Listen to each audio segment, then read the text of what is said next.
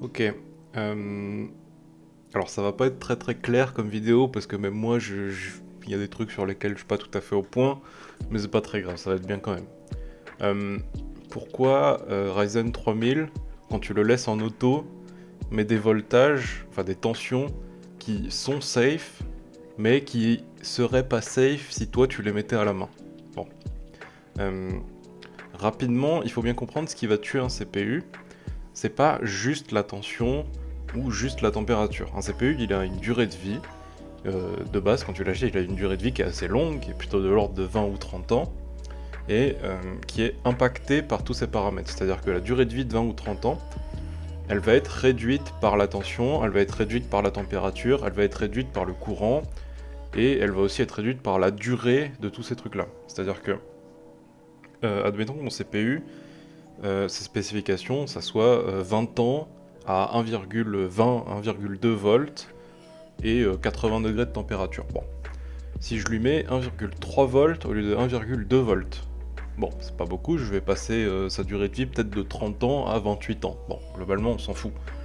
Si je passe sa tension de 1,2 volts à 5 volts, je vais passer sa durée de vie de 30 ans à 30 millisecondes. Je vais le tuer instantanément. Bon, si je change pas sa tension, mais que j'ai des gros soucis de température et qu'il tourne à 90 degrés tout le temps, je vais aussi réduire sa durée de vie, même si j'ai pas changé la tension, de 30 ans à, je sais pas, 25 ans. Bon. Sachant que le temps d'exposition va aussi impacter ça. Si mon processeur il est à 90 degrés pendant 10 minutes tous les jours, ma durée de vie va peut-être être de 29 ans au lieu de 30 ans. Par contre, si mon CPU il est à 90 degrés 24 heures par jour, tous les jours de l'année sans jamais s'arrêter, ah là, la durée de vie elle va passer de 30 ans à peut-être 10 quoi. Et là, ça devient gênant. Bon.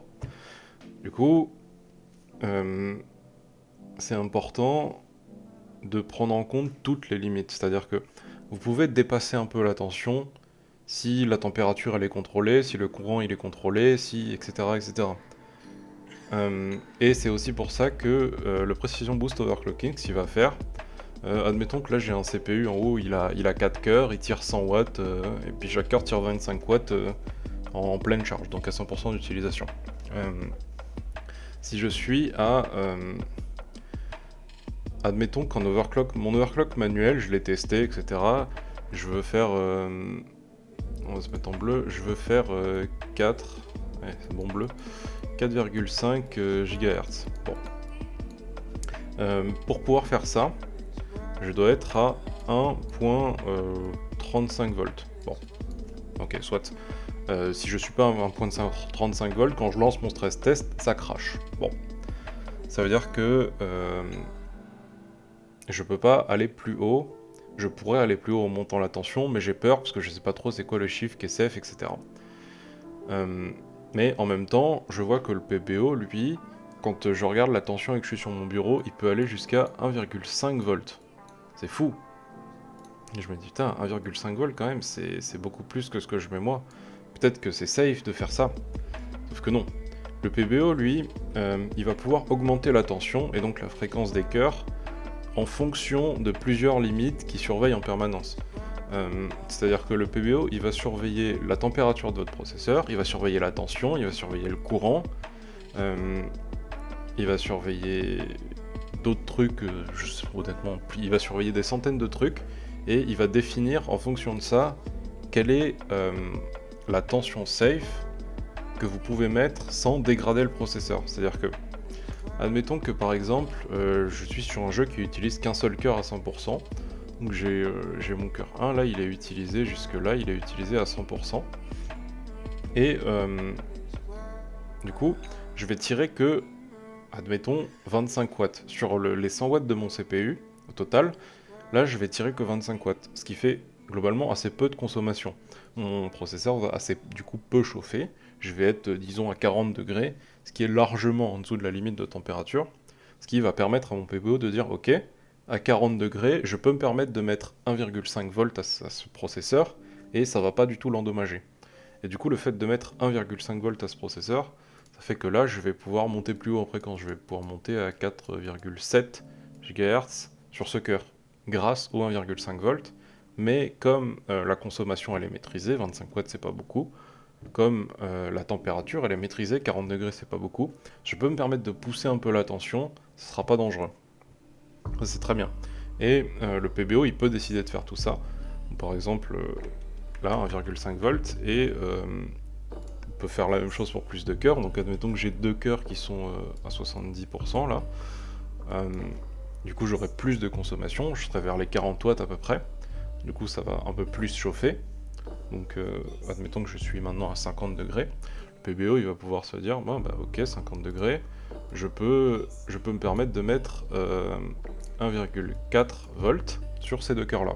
Du coup ça va me permettre de monter un peu en fréquence par rapport à la fréquence de base.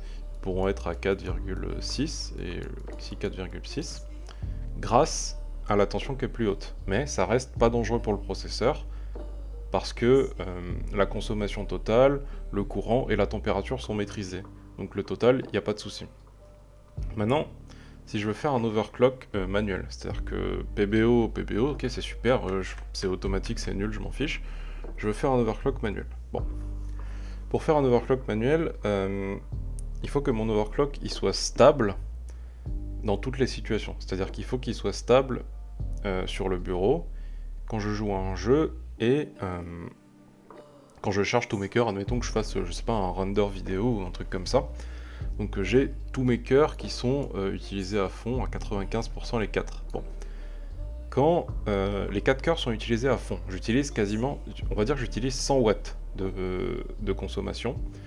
Du coup ma température elle est très élevée. Je suis à 100 watts de consommation, ma température est élevée. Si je veux que mon processeur il survive longtemps, je peux pas bourrer la tension à ce moment-là. Ma tension elle doit être très basse parce que le reste des paramètres est haut. Pour pas dégrader le CPU rapidement, il va falloir que ma tension sera très basse. Donc admettons que ma tension elle soit de 1,2 volts. Pour être safe, je mets 1,2 volts. Du coup, avec 1,2 volts, je pourrais pas forcément aller très loin en fréquence, je pourrais aller à, on va dire, 4.2. Bon, 4.2 sur tous les cœurs, c'est cool, voilà, c'est mon overclock manuel. Bon, mon overclock manuel, il est à 4.2 volts, du coup 2 là, 4.2 GHz, pas volt, à 1,2 volts, et ça sera la tension statique du coup. Ça sera la tension statique parce que c'est au maximum d'utilisation de mon processeur, je suis obligé de mettre une tension qui sera plus basse pour pas dégrader mon processeur.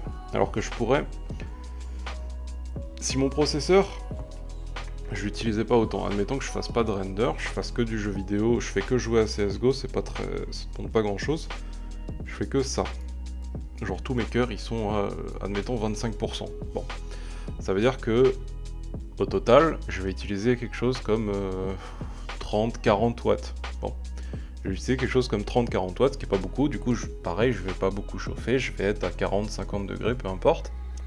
Là, à 40-50 degrés, je pourrais me dire, ok, j'ai de la marge en température, j'ai de la marge en courant, je vais pouvoir monter la tension et donc monter la fréquence de mon processeur. Donc je vais pouvoir me dire, ok, je vais mettre 4,5 GHz à 1.35 volts. Ce qui est bien.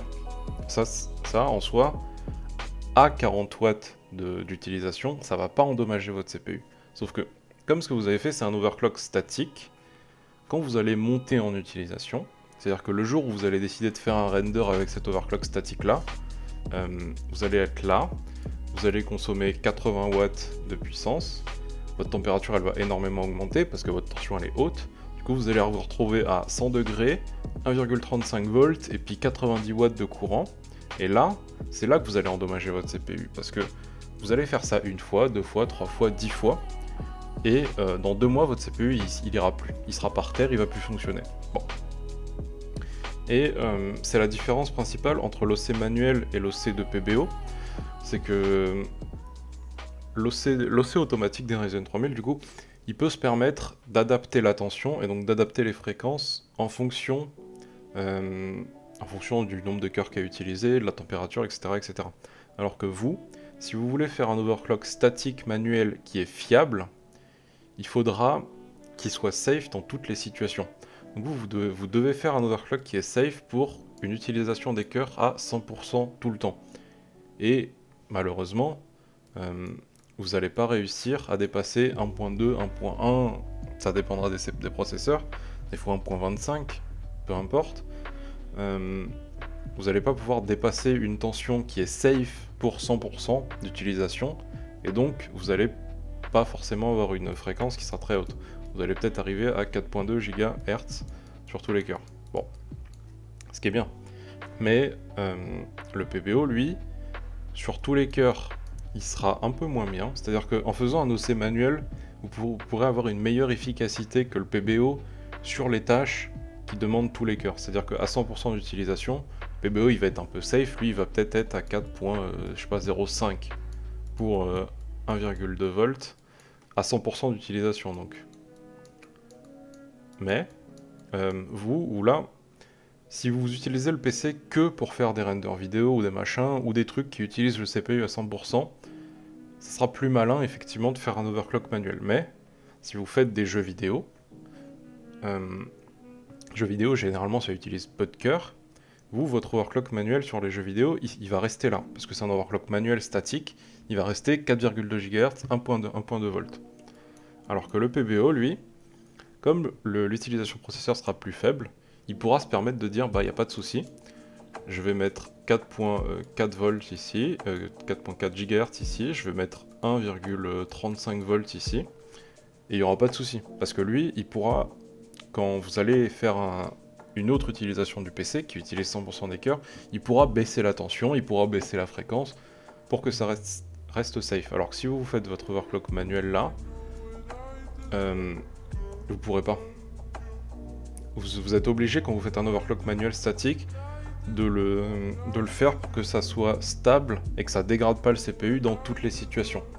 Alors, à moins de faire un overclock manuel pour chaque jeu, et de redémarrer le PC et de changer votre overclock pour chaque jeu, genre ah ouais je sais que sur CSGO j'utilise 30% de CPU, donc je serai safe à 1,35 volts et 4.4 GHz, de l'appliquer et de redémarrer l'ordinateur à chaque fois que vous changez de jeu ou d'utilisation, ça sera moins bien de faire un overclock manuel que d'utiliser le PBO. Sauf dans le cas où vous vous servez du PC que pour faire ce genre de tâches là, et dans ce cas là vous allez effectivement arriver à un meilleur résultat en faisant la chose manuellement qu'en laissant l'auto-OC. Sauf que ça concerne assez peu de gens finalement, et voilà, laissez PBO faire, et en même temps c'est pas parce que PBO il fait 1.35 volts ou 1.4 volts ou 1.5 volts que c'est des voltages safe que vous pouvez utiliser pour votre overclock de tous les jours. Lui, il maîtrise la tension en fonction des paramètres. Et vous pouvez pas maîtriser la tension en fonction des paramètres parce que vous pouvez pas changer la tension automatiquement. Il y a une petite méthode pour connaître la tension safe du coup de votre processeur maximale. C'est d'utiliser justement PBO, de laisser tout en auto. Vous lancez Prime 95 en small FFTs de préférence, vous le laissez tourner 10 minutes et vous regardez la tension que PBO va donner à votre CPU au bout de 10 minutes de Prime 95. Parce que c'est l'utilisation maximale de votre PC, et si PBO dit que la tension au bout de 10 minutes de ça, elle est safe, c'est que c'est la tension qui sera toujours safe pour votre processeur quelle que soit la situation. Donc c'est la tension que vous pouvez prendre en valeur maximale pour votre overclock manuel. Donc bon voilà. Overclock manuel sur Ryzen 3000, c'est pas idéal. Honnêtement, si vous voulez vous amuser à overclock des processeurs, prenez des processeurs Intel, c'est beaucoup plus marrant et beaucoup plus efficace.